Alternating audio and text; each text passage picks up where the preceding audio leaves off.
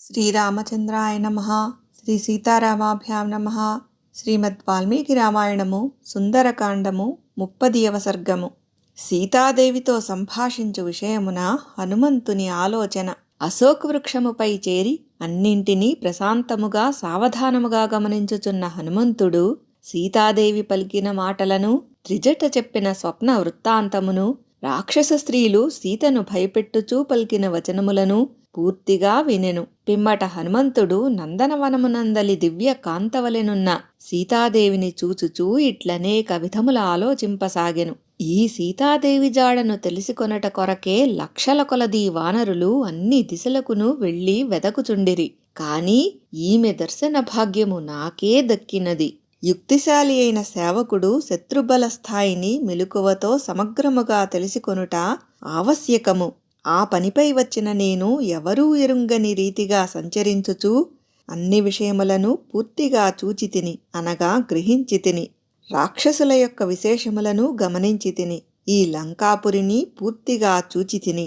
రాక్షసరాజైన రావణుని ప్రభావమును, అతని ధోరణిని తెలిసికొంటిని. సమస్త ప్రాణులపై దయజూపువాడును, అపరిమితములైన బల పరాక్రమములు గలవాడును అయిన ఆ శ్రీరామునకు భార్యయగు సీతాదేవి తన పతి దర్శనమునకై ఆరాటపడుచున్నది. ఇప్పుడు ఈమెను ఓదార్చుట యుక్తమగును. నిండు చంద్రుని బోలు ముఖకాంతి గల సీతాదేవి లోగడ ఎన్నడును ఏ విధమైన దుఃఖములను ఎరుగదు. కాని ఇప్పుడు దుఃఖములతో కృంగిపోవుచున్నది. ఈమె దుఃఖములకు అంతమే లేనట్లున్నది. ఈమెను నేను ఓదార్చెదను. తీవ్రమైన శోకముల ధాటికి ఈమె మనస్సు వ్యాకులమై ఉన్నది. ఇట్టి పరిస్థితిలో సైతము నేను ఈమెను ఓదార్పకుండా వెళ్ళినచో నా ప్రయాణమునకర్థమే ఉండదు. నేను ఈమెతో మాట్లాడకుండా తిరిగి వెళ్ళిపోయినచో మిక్కిలి వాసికెక్కిన రాజపుత్రికయగు ఈ జానకీదేవి ఎట్టి రక్షణోపాయమును గానక తన ప్రాణములనే త్యజించును. ఆజానుబాహువు చంద్రుని వలె ఆహ్లాదకరమైన ముఖము గలవాడు, సీతాదేవిని గాంచుటకై తహతహపడుతున్నవాడు అగు ఆ శ్రీరాముని కూడా నేను ఓదార్చుట న్యాయము, సముచితము. ఈ రక్కసి మూకల ఎదుట ఈమెతో మాట్లాడుటకు వీలు కాదు. ఇప్పుడు నేనేమి చేయవలెను? గొప్ప క్లిష్ట పరిస్థితిలో చిక్కుపడితిని. కొద్దిగా మిగిలియున్న ఈ రాత్రి సమయములోనే నేను ఈమెను ఓదార్పకున్నచో ఈమె తన జీవితమును చాలించుట తథ్యము. ఇందులకు ఏమాత్రము సందేహము లేదు. సీత నన్ను గూర్చి ఏమని పలికినది అని శ్రీరాముడు నన్నడిగినచో సీతాదేవితో సంభాషింపకయే ఆ స్వామికి నేనేమని సమాధానము చెప్పగలను? సీతా సందేశమును పొందకుండగానే నేను తొందరపడి వెళ్ళినచో శ్రీరాముడు క్రుద్ధుడై తన వాడి చూపులతో నన్ను దహించివేయును. రామకార్యార్థము ఇచ్చటికి వచ్చుటకై సుగ్రీవుని నేను ప్రోత్సహించినచో ఇంతలో సీతాదేవి తనువును చాలించిన ఎడల సైన్య సహితముగా అతని రాక వ్యర్థము కాగలదు. నేను ఇక్కడనే ఉండి రాక్షస స్త్రీలు ఆమె దగ్గర లేనప్పుడు గాని, లేక వారు ఏమరపాటున ఉన్నప్పుడు గాని మిక్కిలి శోకసంతప్తమై ఉన్న సీతాదేవిని మెల్లగా ఓదార్చెదను. నేను ప్రస్తుతము సూక్ష్మరూపుడనై యుంటిని, మీదు మిక్కిలి వానరుడను. సామాన్య మానవుల రీతిలో నేను ఆమెతో సరళమైన భాషలో వినయముతో మాట్లాడగలను. నేను ద్విజునివలే సంస్కృతమునందు మాట్లాడినచో సీతాదేవి నన్ను రావణునిగా తలంచి భయపడును. ఒక వానరుడు ఇట్టి చక్కని సంస్కృతములో మాట్లాడుట ఎట్లు సంభవము అని సీతాదేవి సందేహపడవచ్చును. నేను సరియైన రీతిలో సామాన్య మనుష్య భాషలో అర్థవంతముగా మాట్లాడుటయే యుక్తము. అట్లు కానిచో అన్నెం పుణ్యం ఎరుగని ఈమెను అనునయించుట ఎట్లు? ఇంతకు ముందే రాక్షసుల వలన ఈమె భయకంపితయై ఉన్నది. ఇప్పుడు నా వానర రూపమును జూచి, నా మానవ భాషను బట్టి ఈమె ఇంకనూ భీతిల్లగలదు. బుద్ధిమంతురాలును విశాలాక్షియు అయిన సీతాదేవి నన్ను కామరూపుడైన రావణునిగా భావించి మిక్కిలి భయపడి బిగ్గరగా కేకలు పెట్టును. సీతాదేవి కేకలను విని యమకింకరుల వలె ఘోరముగానున్న రాకాసి మూకలు వెంటనే వివిధములైన ఆయుధములను తీసుకొని గుమిగూడును. అటు పిమ్మట వికృతములైన రూపములు గల ఆ రాక్షస స్త్రీలు అన్ని వైపుల నుండి చుట్టుముట్టి నన్ను పట్టుకొని చంపుటకు శక్తి కొలది ప్రయత్నింతురు. వారికి అందకుండా నేను మహావృక్షముల స్కంధములపైకి ఎగబ్రాకి శాఖోపశాఖలపై గంతులు వేయుచూ పరుగిడుచుండుటను చూచి ఆ రాక్షస స్త్రీలు భయసందేహములకు లోనయ్యెదరు. ఈ వనమున అటునిటు సంచరించుచున్న నా మహద్రూపమును పరికించి చూచి వికృతాకారులైన ఆ రాక్షస స్త్రీలు గజగజ వణకిపోవుదురు. పిదప ఈ రాక్షస స్త్రీలు రావణుని భవనమునకు వెళ్ళి ఆయన పరివారములోని రాక్షసులతో మొరపెట్టుకొందురు.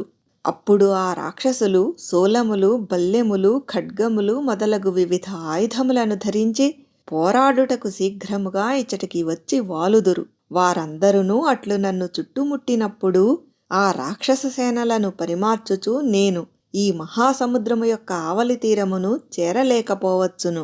చురుకైన కొంతమంది రాక్షసులు నా మీదపడి నన్ను పట్టుకొని బంధించెదరు. ఆ స్థితిలో నేను శ్రీరాముని సందేశమును సీతాదేవికి అందింపజాలను. నేను వచ్చిన పని నెరవేరదు. లేదా హింసా ప్రవృత్తి గల రాక్షసులు ఈ జానకీదేవిని చిత్రహింసల పాలు చేయవచ్చును. అందువలన రామసుగ్రీవులు నాకు అప్పగించిన సీతాన్వేషణా కార్యము భంగమగును. జానకీదేవి ఉంచబడిన స్థలము ఎవ్వరికినీ తెలియని రహస్య ప్రదేశము. ఇచ్చటికి చేరుటకు మార్గములు లేవు. దీని చుట్టూనూ సముద్రము గలదు. పైగా పెక్కుమంది రాక్షసులు నిరంతరము ఈమెను కాపలా కాయుచున్నారు. నేను యుద్ధమున రాక్షసులకు పట్టుబడినను, వారిచే చంపబడినను రామకార్య సాధనా విషయమున సహాయపడగలవారు ఎవరునూ ఉండరు. ఒకవేళ ఈ రాక్షసులు నన్ను చంపివేసినచో ఎంతగా ఆలోచించినను 100 యోజనముల వరకు వ్యాపించియున్న ఈ సముద్రమును దాటి ఇచటికి రాగల వానరుడు ఎవ్వడునూ నాకు కనబడుటలేదు. వేల కొలది రాక్షసులను సైతము యుద్ధమున నేను పూర్తిగా హతమార్చగలను. కాని ఈ సమరమున నిమగ్నుడనైన నేను మహాసముద్రము యొక్క ఆవలి తీరమును సకాలములో గడువు లోపల చేరజాలను. యుద్ధరంగమున జయాపజయములు అనిశ్చితములు.